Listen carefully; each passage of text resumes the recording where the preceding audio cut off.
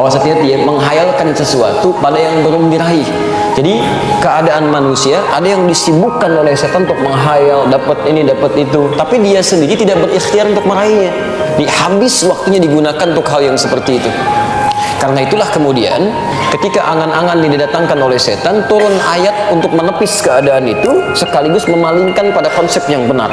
Maka dijawab kemudian konsepnya di Quran surah keempat An-Nisa ayat 32 itu.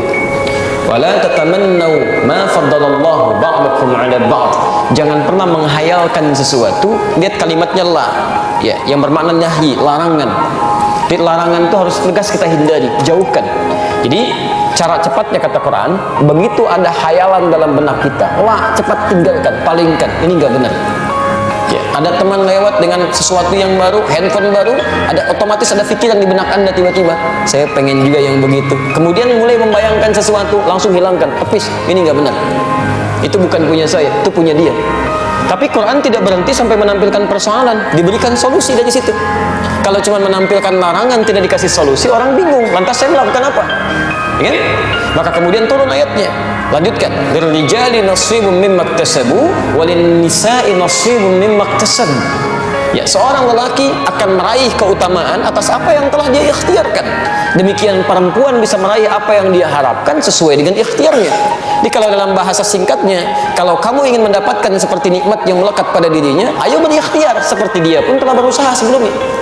Jadi kalau ada orang mendapatkan nikmat yang baik, mungkin dia telah bekerja keras, telah berdoa, bekerja keras. Anda ingin mendapat yang serupa, nggak usah menghayal, buang-buang energi, buang-buang waktu, buang-buang tenaga, dan buang-buang kesempatan untuk ibadah. Lebih baik mulai persiapkan rencana, ikhtiar untuk meraihnya, dan bertawakal pada Allah Subhanahu wa Ta'ala. Apa kaitannya dengan cita-cita dan harapan serta perencanaan? Dijawab kemudian di Quran surah ke-59 ayat ke-18. Perhatikan kalimatnya, awas hati-hati ya, karena kalimat perencanaan sesuatu dibuka dengan indah dalam Al-Quran. Perhatikan kalimatnya, ya ayyuhalladzina amanu taqullaha. Hei orang-orang yang telah menyatakan dirinya beriman kepada Allah, ittaqullaha, tingkatkan takwamu pada Allah. Merencanakan sesuatu perbuatan, aktivitas yang akan kita kerjakan, itu dikategorikan oleh Al-Quran ke dalam bagian sifat takwa. Diawas, hati-hati ya, takwa disebutkan, saya sering katakan, umumnya 115 kali dalam Al-Quran, itu bentuknya beda-beda. Ada yang terkait ibadah ritual seperti sholat, baca Quran, infak, gitu kan? Di Al-Baqarah, Quran surah kedua, ayat kedua sampai dengan ayat kelimanya. Ada yang terkait hubungan dengan makhluk, berkasih sayang, saling membantu, memaafkan orang, bersabar saat dizalimi orang. Itu bagian dari takwa. Quran surah ketiga ayat 133 sampai 134, posisi paling kanan sebelah atas. Dan bagian dari takwa adalah menyiapkan rencana-rencana aktivitas yang akan kita kerjakan. Jadi orang yang selalu punya rencana dalam hidupnya, itu bagian dari sifat takwanya. Secara tidak langsung, orang yang tidak pernah punya rencana dalam kehidupannya, nggak punya planning nih, nggak jelas. Ya, besok mau ngapain?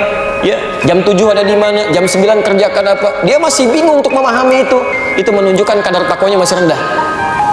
Jadi Quran itu mengarahkan kita pada sesuatu yang efektif, kesuksesan yang terencana sifatnya.